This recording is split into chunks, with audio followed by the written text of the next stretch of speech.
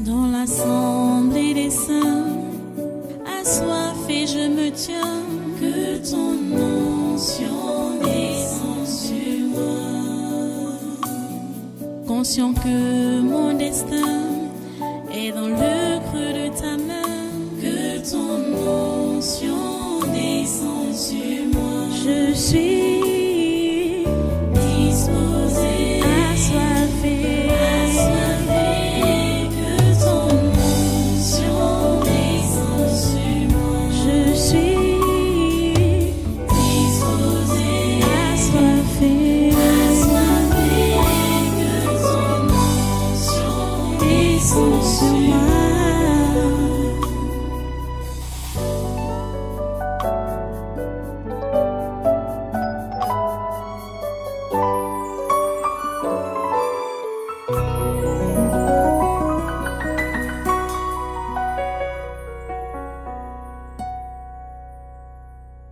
Alléluia. Reste un peu debout.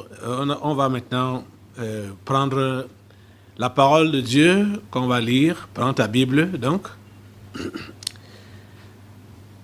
Prends ta Bible et tu ouvres avec moi dans le livre de Exode. On est toujours dans Exode. On voit toujours l'exemple de Moïse comme un pauvre de Dieu qui est appelé à s'occuper des autres pauvres, à prendre soin des autres pauvres, des enfants de Dieu. L'exemple de Moïse est vraiment un exemple typique. Vous voyez, Dieu fait toujours, je disais presque de la même manière. Hein. Pour envoyer Jésus, c'était presque la même chose. Déjà, Moïse est le premier qui a eu cette mission, avant les autres prophètes. C'est-à-dire le premier que Dieu envoie en mission pour aller délivrer son peuple. Après, comme il avait déjà annoncé la délivrance finale de son peuple, tous ses enfants, par Jésus, bien sûr. Mais il a commencé à déblayer le chemin par Moïse. Ok, aujourd'hui, tu vas ouvrir dans Exode au chapitre 4. Exode chapitre 4. On va prendre quelques portions des versets puisque nous avons déjà lu. Et dans Hébreu et dans Exode 2, bon, comment Moïse a été appelé. Ok. Nous sommes dans la continuité. Donc, Exode 4, verset 18. Moïse s'en alla après sa vision et son appel au désert là. Moïse s'en alla donc et de retour auprès de Jéthro, son beau-père, il lui dit: laisse-moi, je te prie, aller rejoindre mes frères qui sont en Égypte, afin que je voie s'ils sont encore vivants. Jéthro dit à Moïse: va en paix. L'Éternel dit à Moïse en Madian: va, retourne en Égypte, car tous ceux qui en voulaient à ta vie sont morts. Moïse prit sa femme et ses fils, les fit monter sur des ânes et retourna dans le pays d'Égypte. Il prit dans sa main la verge de Dieu. L'Éternel dit à Moïse, en partant pour retourner en Égypte: vois tous les prodiges que je mets en ta main. Tu les feras devant Pharaon, et moi j'endurcirai son cœur, et il ne laissera point aller le peuple. Allons maintenant au verset 27 jusqu'à 31, donc jusqu'à la fin de ce chapitre, verset 27, Exode chapitre 4. L'Éternel dit à Aaron: va dans le désert, au-devant de Moïse. Aaron partit, il rencontra Moïse à la montagne de Dieu, et il le baisa. Moïse fit connaître à Aaron toutes les paroles de l'Éternel qu'il avait envoyées, et tous les signes qu'il lui avait ordonné de faire. Moïse et Aaron poursuivirent leur chemin, et ils assemblèrent tous les anciens des enfants d'Israël. Aaron rapporta toutes les paroles que l'Éternel avait dites à Moïse. Et il exécuta les signes aux yeux du peuple, et le peuple crut. Ils apprirent que l'Éternel avait visité les enfants d'Israël, qu'il avait vu leurs souffrances, et ils s'inclinèrent et se prosternèrent. Prions le Seigneur. Dieu trois fois saint, nous bénissons ton nom en ce jour pour ta parole que tu nous délivres. S'il te plaît, Père trois fois saint, permets que chacun de tes enfants ici présents puisse vraiment comprendre la leçon que tu as à lui donner, la leçon que tu as à lui transmettre, et permets qu'il puisse vraiment assimiler cela et qu'il se mette aussi au travail pour transmettre ça à quelqu'un d'autre. Oh Dieu, s'il te plaît, interviens. Oh Dieu, s'il te plaît, interviens.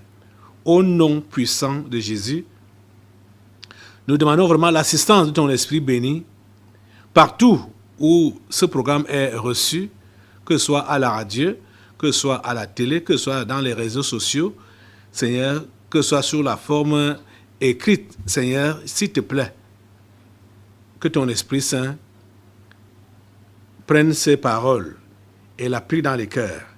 Et surtout aussi que ta volonté parfaite s'accomplisse dans chaque participant, que ce soit ici présentement ou partout là-bas dans le monde où ce programme est reçu.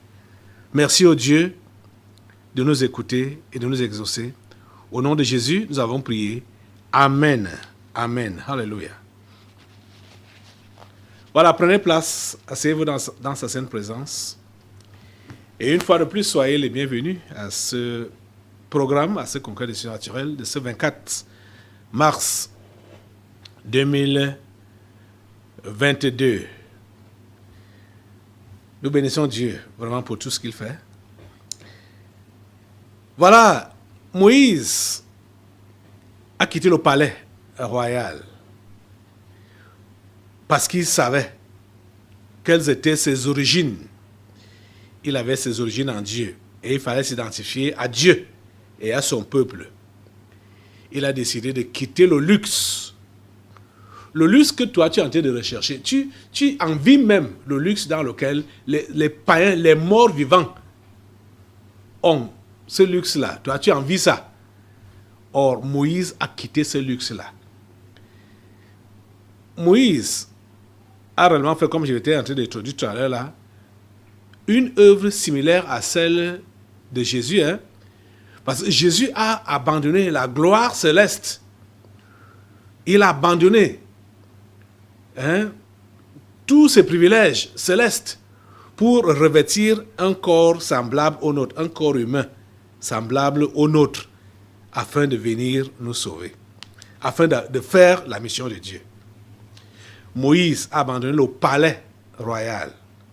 Il a abandonné le titre d'être appelé petit-fils de Pharaon pour s'identifier à ses frères esclaves et maltraités, pauvres. Je te dis la pure vérité, que si tu ne gardes pas l'esprit de pauvreté, la mentalité de pauvreté, tu ne pourras pas comprendre la douleur et répondre à la douleur du pauvre qui est là-bas dehors. Donc celui-là qui a besoin de Dieu et qui sait qu'il a besoin de Dieu et qui sait que sans Dieu il n'est rien. C'est celui-là qui est pauvre et c'est vers celui-là que tu es envoyé. Donc, tant que les gens se sentent et voient qu'ils sont importants, ils n'auront pas besoin de Dieu. Ceux qui sont de lui, ceux qu'il a prédestinés au salut là, il va les briser pour qu'ils se sentent démunis, pour qu'ils se sentent réellement à plat à terre. Comme un séminaire qu'on a eu ici, une année, un mois, on a parlé. Donc la nuit va tomber. Dieu va permettre que la nuit tombe sur celui-là, avant maintenant donc de l'interpeller. C'est très important. Très, très important. Parce que quand on se sent, on se suffit. On n'a pas besoin de Dieu. Mais toi, qui es chrétien, tu dois comprendre que tu dois le faire, c'est-à-dire volontairement, l'abaissement là, l'humilité. Tu dois adopter ça volontairement, pas sous pression. C'est quand on est encore païen là, et qu'on on ne connaît pas les voies de Dieu, et on ne sait pas ce que Dieu veut de nous, que lui, il va passer par il va nous imposer l'humiliation. Faire tomber la nuit sur nous pour que nous puissions le chercher. Et vous savez que la plupart d'entre vous qui avez cru, c'est parce que il y a eu un de ces arrêts dans votre vie. La nuit est tombée sur vous. Il y a eu un de ces arrêts, il y a eu un de ces problèmes dans votre vie. C'est ça qui vous a fait chercher Dieu. Quand vous l'avez donc trouvé, vous devez comprendre que vous n'êtes pas appelé à vouloir donc rattraper le temps passé. Donc, à la recherche de la richesse, de l'argent, le bien matériel qui vous a échappé quand vous n'étiez pas encore enfant de Dieu. Ce n'est pas ça que vous devez faire. Vous devez comprendre que vous devez renoncer réellement à tout. Là encore, renoncer à tout. Même si tu avais des ambitions en venant à l'église, que ok, je viens à l'église le Seigneur, pour que le Seigneur me restaure. Ces ambitions-là, tu dois les abandonner pour remettre tout à Dieu. Vraiment, lever les mains pour dire, Seigneur, oui, je me lève les mains, je ne vais compter que sur toi. Je ne vais compter que sur toi. C'est vrai que je suis venu ici parce que je voulais la guérison. Même comme je ne suis pas encore guéri, je ne fais pas de ça un cas. C'est vrai que je suis venu ici parce que je voulais la délivrance. Même comme je ne suis pas encore délivré, je ne vais pas t'abandonner. Je ne m'attarde plus à la délivrance. Peut-être, bon, tu es venu ici, tu dis, bon, je suis venu ici parce que je voulais que mes affaires soient restaurées, que mes affaires marchent. Même si ça ne marche pas, je ne vais pas t'abandonner. Je vais te servir. Je laisse tous les projets personnels que j'avais là pour m'attendre à toi. C'est ça. Devenir réellement pauvre et travailler pour le salut des autres pauvres. C'est comme ça que tu dois comprendre la chrétienté.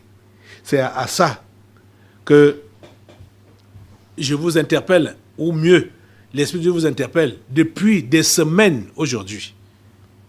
Et on voit l'exemple de Moïse. Et depuis dimanche, on a commencé à voir cet aspect que quand Dieu envoie son serviteur pour une mission, il lui donne des signes. Il lui donne des signes qu'il va opérer pour que ceux vers qui il est envoyé puissent avoir confiance. Comprendre que Dieu est réellement le surnaturel et il peut faire au-delà de ce qu'on peut penser ou imaginer. En fait, c'est juste pour prouver la toute-puissance de celui qui envoie. On a vu dimanche que quand Moïse était envoyé par Dieu, il lui a dit des choses pertinentes. Ça, c'était au chapitre 3. Quand Moïse pose la question, au verset 11 du chapitre 3, Moïse dit à Dieu, « Qui suis-je pour aller vers Pharaon et pour faire sortir d'Égypte les enfants d'Israël ?» Dieu dit, « Je serai avec toi. » Dieu dit, « Je serai avec toi. » Et Dieu ne dit pas seulement que je serai avec toi pour être avec toi comme ça, mais pour prouver que je suis avec toi. Et il a commencé à lui montrer des signes, à faire des signes. Comme on voit au chapitre 4, à partir du verset 2, l'Éternel lui dit, « Qu'y a-t-il dans ta main ?» Il répondit, « Une verge. » L'Éternel dit, « Jette-la par terre. » Il la jeta par terre, et elle devint un serpent. Moïse fuyait devant lui. L'Éternel dit à Moïse, « Étends ta main et saisis-le par la queue. » il étendit la main et saisit le serpent et saisit le serpent, redevint une verge dans sa main. Oui, il le saisit et le serpent redevint une verge dans sa main. Et ici alors, on nous dit au chapitre 4 toujours là, le passage qu'on a lu, le verset 21 dit, l'Éternel dit à Moïse, en partant pour retourner en Égypte, vois tous les prodiges que je mets en ta main. Tu les feras devant Pharaon, et moi j'endurcirai son cœur, et il ne laissera point aller le peuple. Vous voyez? Dieu lui a donné les signes, il lui a donné, oui, des prodiges, il a mis ça dans sa main, il lui a dit, tu vas faire ça devant Pharaon, mais moi je vais endurcir son cœur, et il ne va pas laisser aller mon peuple, jusqu'à ce qu'il voit tous les signes possibles. Vous voyez? Et maintenant, on voit que, à partir du verset 27, bon, allons au verset 29 pour ne pas tirer trop long. Verset 29, Moïse et Aaron poursuivirent leur chemin et ils assemblèrent tous les anciens des enfants d'Israël. Vous voyez, pour vous rappeler tout rapidement, quand Moïse hésitait de répondre à l'appel, Dieu lui a dit, parce que la dernière excuse que Moïse a donnée, c'était quoi? Je suis bègue, je ne sais pas parler. Moïse lui a dit, ok, ton frère Aaron sait parler. Donc, il sera ta bouche, toi tu seras comme son Dieu. Et alors ici, et Dieu, de l'autre côté, se révèle à Aaron et lui dit, va rencontrer ton frère. Et voilà ce qu'ils se sont donc rencontrés. Et les voilà qui partent vers les anciens. Moïse et Aaron poursuivirent donc leur chemin et ils assemblèrent tous les anciens des enfants d'Israël. Aaron rapporta toutes les paroles que l'Éternel avait dites à Moïse. Et il exécuta les signes aux yeux du peuple. Vous voyez? Il exécuta les signes aux yeux du peuple. Donc, pour leur montrer que voilà, Dieu a envoyé un libérateur. Voilà les signes qui prouvent que c'est lui qui l'envoie et qu'il va décidément faire ce qu'il a prévu. Et c'était à qui d'abord? Aux anciens. C'était pas à tout le peuple, c'était aux anciens. Vous comprenez ça? Et le peuple, et la Bible nous dit que, et le peuple crut, ils apprirent que l'Éternel avait visité les enfants d'Israël, qu'ils avaient vu leur souffrance, et ils s'inclinèrent et se prosternèrent. Le peuple crut. Quand Moïse a fait les signes, ils ont vu, ou quand Aaron a fait les signes, ils ont vu et ils ont cru. Ils n'ont pas ridiculisé. Ils n'ont pas ridiculisé. C'est très important que ridiculiser consciemment les œuvres du Saint-Esprit dans le but d'empêcher aux autres de croire en Dieu, c'est cela le blasphème contre le Saint-Esprit. Et je vous réitérer que Dieu a toujours fait voir des signes au travers de celui qu'il utilise. Dieu a toujours fait ça. Je vous ai donné les passages. On a même dans ce passage de Exode 4 là, donc versets 2 à 9, on a là où Dieu confirme encore là, verset 21, où Dieu dit, et l'Éternel dit à Moïse, en partant pour retourner en Égypte, vois tous les prodiges que je mets en ta main. Tu les feras devant Pharaon, et moi j'endurcirai son cœur, et il ne laissera point aller le peuple. Et Moïse et Aaron sont partis, ils ont appelé les anciens. Moïse, verset 29 d'Exode 4, Moïse et Aaron poursuivirent leur chemin et ils assemblèrent tous les anciens des enfants d'Israël. Aaron rapporta toutes les paroles que l'Éternel avait dites à Moïse et il exécuta les signes aux yeux du peuple. Et le peuple crut. ils apprirent que l'Éternel avait visité les enfants d'Israël, qu'il avait vu leurs souffrances, et ils s'inclinèrent et se prosternèrent. Vous voyez ça? Dieu a d'abord voulu que les anciens d'Israël, du peuple d'Israël, puissent voir les signes et qu'ils soient les premiers à croire et à supporter l'action de Moïse. C'est vrai que dans la suite, ça n'a pas été facile, puisque dès que Moïse est allé annoncer, déjà Dieu avait dit ça à Moïse, dès que Moïse est allé annoncer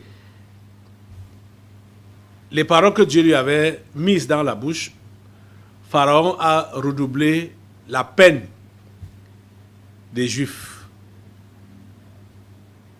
Il y a certains qui ont murmuré pour dire que voilà, il fallait nous laisser comme on était là. Depuis que tu as parlé de délivrance, maintenant les choses s'empirent pour nous. On nous rend la vie dure, la vie difficile. Dieu avait déjà dit ça. Il n'y a rien qui arrive à un enfant de Dieu sans qu'il soit averti. Si tu es surpris par des choses qui t'arrivent, ça veut dire que tu es un enfant de Dieu qui n'est pas instruit. Ça veut dire que tu ne consultes pas sa parole. Parce que tout ce qui doit nous arriver, nous sommes avertis par rapport à ça, dans la parole de Dieu. Tu comprends, non? Tout ce qui doit arriver à un enfant de Dieu, l'avertissement est déjà là, dans la parole de Dieu. Donc, quand vous voyez les gens soit se décourager facilement, ou bien démissionner, rétrograder, rentrer en arrière, ils ne sont pas zélés pour les jeux de Dieu, ils sont facilement atteints et éteints par l'adversité, c'est des gens qui ne consultent pas la parole pour savoir que tous les avertissements nous sont donnés dans la parole. Tout ce qui doit nous arriver, c'est donné ça a été dit. Donc on doit être en éveil. On doit s'attendre à cela. Vous comprenez? Quand tu vois quelqu'un qui dit qu'il est enfant de Dieu se lamenter devant une épreuve, comprends que soit la personne a oublié le conseil de Dieu approprié à cette situation-là, ou bien la personne est ignorante par rapport au conseil de Dieu approprié à la situation-là. Dieu nous a tout dit. Dieu nous a tout dit. Dieu n'a pas dit à Moïse que dès que tu vas faire le premier miracle, Pharaon va laissera aller mon peuple. Et Dieu n'a même pas dit à Moïse que oui, dès que Pharaon va voir les miracles, le miracle, il va seulement tomber à genoux pour m'adorer. Au contraire, quand Moïse a commencé par faire les miracles devant Pharaon, Pharaon a appelé aussi ses magiciens pour contrecarrer. Eux aussi ont fait des miracles, les mêmes que Moïse avait fait. Pour dire que mais tu crois que tu as fait quoi? Voilà ça. Mes gens font ça, mes magiciens font ça, mes marabouts font ça. Donc tu n'as rien, tu n'as rien à me prouver, tu n'as rien à me prouver. Mais au fur et à mesure que les séances de miracles continuaient, Dieu a prouvé qu'il était supérieur. Du moins, et même les marabouts de Pharaon lui ont dit que ici, là, c'est le doigt de Dieu. C'est ça qu'ils lui ont dit. Que ici, nous ne pouvons plus passer. Ils sont arrivés à un niveau, ils ne pouvaient plus. Ils ont dit, ici, là, c'est le doigt de Dieu. Et je peux vous dire que, bon, comme vous le savez déjà, aujourd'hui, et depuis, on entend parler des prophètes, ils donnent des prophéties. Vous avez vu dimanche, les prophéties fabriquées par celui qui est là-bas à Bamenda, John Shi, les prophéties fabriquées, fausses prophéties sur le mariage de quelqu'un. Vraiment, ça fait honte. Hein? Donc, même maintenant, ce n'est même plus seulement la magie qu'ils font. Ils font ça par eux-mêmes. C'est-à-dire fabrication des prophéties, fabrication des signes. J'ai vu dans une vidéo, et je ne sais pas pourquoi on n'a pas copié la vidéo là, il y avait une femme au Nigeria qui était spécialisée à faire faire les miracles aux soi-disant prophètes, évangélistes et serviteurs de Dieu. Au Nigeria, elle avait sa main. Elle avait sa main qui était cassée là, courte comme ça. Et à toutes les campagnes de ces faux prophètes là, sa main là s'allongeait. Donc le miracle était là pour allonger la main. Il y a quelqu'un qui l'a remarqué et l'a filmé, a pu donc identifier que c'est toujours la même femme qui a toujours la même main qui est courte et qui s'allonge. Dans l'assemblée des saints, assoiffé je me tiens, que ton onction descend sur moi. Conscient que mon destin